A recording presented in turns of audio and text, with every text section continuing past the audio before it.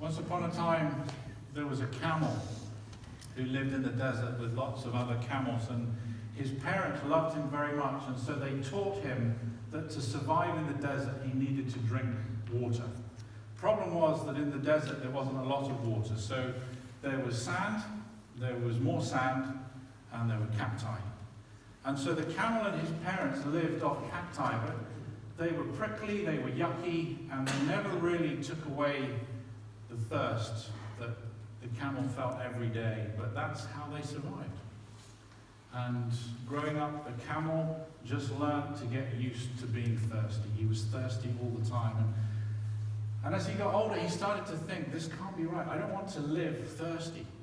And so the camel started to wander away from his parents a little bit further every day, looking for water, because he believed deep down inside that there must be water somewhere in this vast desert. And that's how he discovered the mud puddle. It wasn't very big. The mud was very sticky, and it was warm, but it had a little trace of moisture in it. And so the camel slurped up some of the mud. And it left him as thirsty as ever, but there was just this fraction of a moment where there was moisture in his mouth, and he just felt a little bit of goodness in that moment. And so the camel started to visit the mud puddle more and more regularly. Until one day when he came to the mud puddle, he found it was dried up. And so he went looking for another mud puddle, and he found one. And he started to visit that mud puddle until that one dried up, and then he went looking for another one, and that was how he lived. Every day he would wander further and further away from his parents, looking for, sometimes finding a mud puddle and drinking from it. Until one day, when he was far away from home, he came around the base of this massive sand dune, and he saw something that he'd never seen before, but had always dreamed that might exist. And he wasn't sure at that moment if he was dreaming or if it really was what he was seeing in front of him. He saw this deep, wide river that was full of cold, clear water, both banks of the river covered with green vegetation. And he thought, wow, if this is a dream, this is the best dream that I've ever had. And the camel walked into the river, and he started to drink. And he drank and drank until he couldn't drink anymore, and for the first time in his life, he wasn't thirsty. And in that moment, that camel made a decision that he would live beside the river, and he would spend his days wandering back into the desert looking for other camels. And every time he met another camel, he would tell them about the river, and he would explain that there was more than enough water for all the camels to live there. And the camels that believed him, he would lead to the river. As a church, we're doing a series of talks looking through the gospel according to John. And we've seen that one of the things that John does in his gospel is he gives to us 7 signs that point to who Jesus is, because who Jesus is really, really matters. I mean, this is the question when you read the Gospels. Who is Jesus? If Jesus is just another religious teacher, if he's just another kind of spiritually enlightened human being, if he's just another good person, then we can take what he says as being just another source that we can draw from if we need to. But if Jesus is God in human form, that changes everything. And that means that we need to take what he said and what he did a whole lot more seriously. And so John gives us these signs to point us in the right direction as we consider this question. We've seen 5 of them so far. Let me remind you of what they are. So the first sign was that Jesus turned water into wine. The second sign, from a distance of over 25 miles, Jesus healed a boy that was about to die. He just pronounced the words, "He will live." And in that instant, that young man was made well. The third sign, Jesus walked right into the middle of a pagan temple where people had gathered to pray to this God that they would get healed. And in front of everybody, Jesus healed a man who'd been disabled for 38 years with just the words, "Get up, pick up your mat, walk." The fourth sign, Jesus took 5 bread rolls and 2 fish, and he supernaturally multiplied that small amount of food to feed a crowd of more than 15,000 people so that everybody had enough to eat, and there were baskets and baskets of leftovers. And then the one that we looked at most recently, the fifth sign.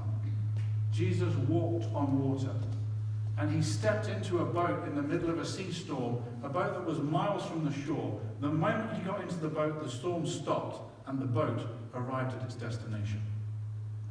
Now, those are not vague signs, and they're not ambiguous signs. They are really bold, they are really clear, and they are very easy to read. So, we're going to pick up in John's Gospel where we left off. We're in John chapter 7. So if you want to follow through with us, we're going to start reading at verse 31. And today Hamish is going to read for us verse 31 to the end of the chapter. Thank you. So John 7, starting at verse 31. Still, many in the crowd put their faith in him. They said, "When the Christ comes, will he do more miraculous signs than this man?" The Pharisees heard the crowd whispering such things about him. Then the chief priests and the Pharisees sent temple guards to arrest him. Jesus said, "I am with you for only a short time, and then I go to the one who sent me. You will look for me, but you will not find me. And where I am, you cannot come." The Jews said to one another, "Where does this man intend to go, that we cannot find him? Will he go where our people live scattered among the Greeks and teach the Greeks? What did he mean when he said, 'You will look for me, but you will not find me'? And where I am, you cannot come?" On the last and greatest day of the feast, Jesus stood and said in a loud voice, "If anyone is thirsty, let him come to me and drink. Whoever believes in me, as the scripture has said, streams of living water will flow from within him." By this he meant the Spirit, whom those who believed in him were later to receive. Up to that time, the Spirit had not been given, since Jesus had not yet been glorified. On hearing his words, some of the people said, "Surely this man is the prophet." Others said, "He is the Christ." Still others said, "How can the Christ come from Galilee? Does not the scripture say that the Christ will come from David's family and from Bethlehem, the town where David lived?" Thus the people were divided because of Jesus. Some wanted to seize him, but no one laid a hand on him.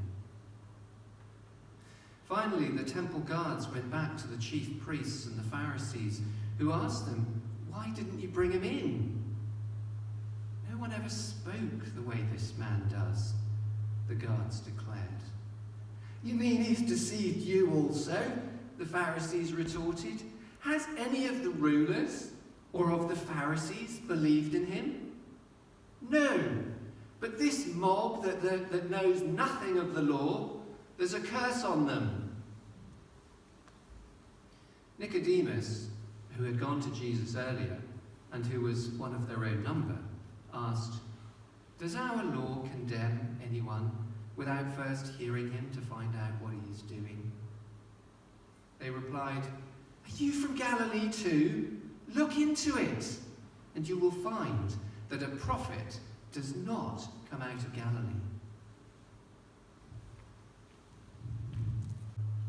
So, some of the people are beginning to read the signs about Jesus and read them correctly. And their attitude is, there's no way that the Messiah could do more than Jesus has done and is doing, because Jesus is doing all of it. I mean, how could anyone do more than this? And yet there are other people who are looking at the same signs and they're impressed with what Jesus is doing, but not that impressed. They're like, this is good, but we're expecting more than that. And to add to it, he's from Galilee, which means he speaks with an accent. And everybody knows that when the Messiah comes, if he's going to have an accent, it's going to be a posh one, not a Galilee one. So that's their measure of kind of where Jesus is at. Now, the risk of all of this umming and ahhing and toing and froing about who Jesus is that we're going to miss the invitation of Jesus. So here Jesus is at one of the major religious festivals of the Jewish calendar. It was a festival where the people gathered together to celebrate God's provision for them when they were stateless refugees in the Sinai Peninsula. So God provided for them food, water, heat, shade, and protection. And so they gathered to remember that and celebrate the goodness of God, but also to pray that God would continue to provide for them, and specifically that he would give them rain in the coming year and bless their crops. So this is this huge festival that Jesus is at. Jesus waits until the last day of the festival when all the festivities are kind of coming to a climax. And then in this holy moment where everybody is focused on God, Jesus calls out and interrupts proceedings and says, guys, if it's provision that you're talking about, look no further. If you're thirsty, come to me and drink. Now, Jesus has already said to the people, I am the bread of life. So he's already told them, I am the provision for your everyday needs. And he's also said to them, I am the meat. So I'm not just the provision for your everyday needs, but I'm also the provision for the things that you desire, the things that you don't need, but the things that you'd really, really like to have. I am your provision. Jesus has already said to the people, I can quench all of the thirst that you have. If you're thirsty, come to me and drink. But right in the middle of this moment of worship, this moment of holiness, Jesus takes what he said to a whole nother level. He says to them, if you're thirsty, come to me and drink, but not only will I satisfy all of the thirst that you have permanently, if you come to me and drink, something is going to happen inside of you which is going to transform you and make you into a source of the living water that you've just received. So if you drink from me, not only will you be satisfied, but you will be transformed. You'll be transformed from living a life that is characterized by lack to living a life that is characterized by abundance. You're going to be transformed from being a drain on other people to being a source to other people. You're going to be transformed from being a subtraction to the people around you to being a multiplication to the people around you. Something wonderful is going to happen if you drink from me. Say, well, how? Now, those of you who have been part of church for some time, I hope you're already a few steps ahead. And some of you, I'm pretty sure, would be able to come and to take over at this point and to finish this talk. How is that possible? Well, when God made you, he made you in his image. And that doesn't mean that God has long hair or short hair or no hair, depending on what you have. When God made you in his image, what that means is he gave you the capacity to reflect him. So it means that you're like a mirror. And if that's a new idea to you, or if that's something that you don't understand, let me just explain it to you. So the way that we are designed as human beings is that whatever we devote ourselves to, whatever we live focused on, whatever we live towards, we will reflect. So if you are devoted to a particular sports team and you follow them and you celebrate them, you will start to look like them. You'll wear the uniform. And your diary will start to match their diary, and your mood will likely start to match their performance. Because you were designed to be like a mirror. Whatever you focus on, you will reflect. If there's a particular individual that you admire, that you look to, that you're inspired by, that you listen to and pay attention to, the more that you look to them and pay attention to them and allow them to speak into your life, the more like them you'll become. You'll start to use the language that they use. You'll start to be interested in the things that they're really interested in. You'll start to wear what they wear. This is why we have a huge problem with people that get addicted to violent video games. Because you start to reflect what you focus on. And so if you spend all of your time focused on violence, you'll find that you begin to fill up with rage and anger on the inside. And sooner or later it starts to spill out because we're made to be like a mirror. But that's also what makes us truly wonderful. Because God has made you a finite being with the capacity to reflect Him, an infinite being. Now that should just blow your mind. How can something finite reflect something infinite? But again, let me prove it to you. God is love, He's joy, He's peace. He's the source of all of those three things. Because of that, you have an infinite capacity for those three things, love, joy, and peace. You will never meet a single human being on earth who will say to you, oh, I've just had so much love, it's really harming me, I can't cope with being loved anymore, I need to go and find some people who hate me. No, because we have an infinite capacity to love. We want to be loved more and more and more. You'll never find a single person on earth who comes to you and is like, I've just had too much joy. This is just, it's really damaging me now. I have to go and find some reasons to get depressed. No, you'll never find anyone that comes to you and says, this is really bad. I'm just so at peace in every area of my life. Everything is going so well that I need to go and find some crises in my life to just kind of unsettle me. Because this is just too much peace. It's too good. No. You have an infinite capacity for peace and for joy and love because you were made to reflect your Heavenly Father. So bring that back to the invitation of Jesus. Jesus says, come, drink, believe, receive. And all of those verbs that he uses are the present imperative.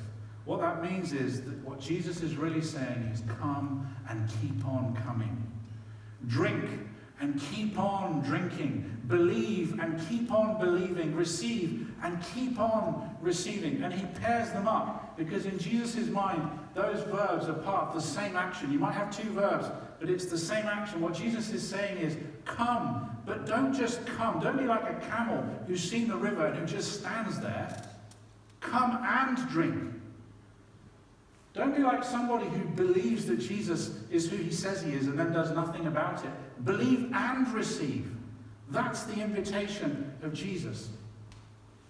And John then unpacks that for us and says, look, this is what Jesus is saying. This is how it works. As you focus on Jesus, as you live towards Jesus, as you devote yourself to him, he will gift to you his Spirit, the one that is called Holy. A member of the Trinity will become yours. Someone who is infinite will become rooted in who you are. As you live in that direction intentionally, suddenly you will find that you are filled with more than you can contain. Or just a trickle will spill out of you. That's how you know something's full, isn't it? Is when it spills. And that's when it's really, really full. And Jesus is like, when you live in this direction, you're going to be so filled, even though you have the capacity for the infinite, you're going to be so filled with his goodness and his presence and his love that it's going to flow out of you like a river. You're not going to be able to contain what he pours into you when you live in this direction. So the invitation of Jesus is to anyone. That's what he says, is to anyone who is thirsty. That's the qualification. You just have to be anyone. So if you're an anyone and you're thirsty, this is an invitation for you. This invitation is for anyone who wants to live whole, anyone who wants to live full. If that's you and you're an anyone, this is for you. This is an invitation for anyone who wants to be a blessing to others. If you want to live in such a way that you're a multiplication to others, that whenever you're around, you're pouring into the lives of others, you're a joy to others because of what you bring, then this is an invitation for you. And so the question that we come back to is, so how do I drink from Jesus? How do I get this water that he's offering that will satisfy all of my thirsts and will transform me to being a source Well, I'm not going to answer that question. Because if you've been here longer than 6 months, you know the answer to that. I've gone on about it week after week after week. I've taught you how to live intentionally towards Jesus. And I've done it so much that I've even had a few comments like, Ed, give it a break. Please. So, if what I'm saying is news to you, you have no idea what I'm talking about, it's probably because you're new. And so ask someone else here, because they know the answer. And they'll give you 4 things that you could do, really practical things to live intentionally towards Jesus. And don't just let them give you a list of 4 things. Ask them about those things. Get them to explain it and to tell you what they mean and how they're doing those things in their own lives. But this is what it comes back to, is about making a choice to live intentionally. Whatever you live towards, you will reflect. So what I will say is this. When we talk about being devoted to Jesus and living intentionally towards him, it can feel really overwhelming. I mean, when we think about the commitments that we already have, the ways in which we already spend our time, when someone says, well, actually you need to rethink and you need to start intentionally investing time in this direction, it can be like, oh my goodness, like something else that's landed on my plate. So how do we do it? Well, this is my best encouragement to you. If you decided tomorrow that you wanted to run a marathon, you're not going to go out and just run a marathon like that. Not unless you've already been in training like Andy. You know, it's going to take a little bit of time. And so you might have to start by running half a mile. And if that's too much, if running is too much for you, you couldn't cope with that, just walk. Just start by walking. And if that's too much for you, just take one step. Just take one step intentionally towards Jesus. Give him something to work with. Just, you know, whatever you've been focused on that isn't Jesus, just take one step. Move the focus just a little bit towards him. And hold that. Be faithful with that. Just give him 10 minutes. If that's all that you've got, give him 10 minutes. You know, the drive to work in the morning, just spend those 10 minutes intentionally focused on Jesus. Or the drive back from work. Or if you don't drive to work, the washing up, when you're doing the washing up, whatever it is, just give him 10 minutes and be faithful in 10 minutes. Just plant that seed, one seed, and nurture it and let it grow. And if you've been doing that, then allow Jesus to speak to you and show you where you could give him another 10 minutes. So you've made an adjustment. Now Jesus, help me to make another one.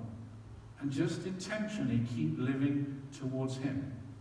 And what you'll find is that something wonderful happens. You see, this isn't about earning his approval and earning this living water that's going to flow out of you. All you have to do is be intentional in the direction that you face. This mirror is not worried about reflecting what's in front of it. It's the easiest thing to do. Now, if I was to face it this way and tell it that I wanted to reflect that, then it might get worried. Because it can't. So in the same way, if you live in the right direction, you don't have to worry about the impossible things happening. You don't have to worry about being transformed. Because it's just going to happen. That's grace. The invitation of Jesus is just live in this direction, and I will do everything else. Something truly wonderful will happen inside of you that will mean that you become not just fulfilled, but a blessing to everyone around you. You become a carrier of the very life of God himself. Do you know, I loved the beginning of our service today, Mike just sharing about his phone call yesterday. Do you know, Mike stood here and he modeled to us living intentionally in one direction. He said, if I got that call on a Sunday, I'd have said thanks, but no thanks. because he made a commitment. He's going to live in this direction. Jesus has his attention, and he's not going to allow anything to knock him off course. He's living intentionally, and because of that, more and more life is going to flow out of him.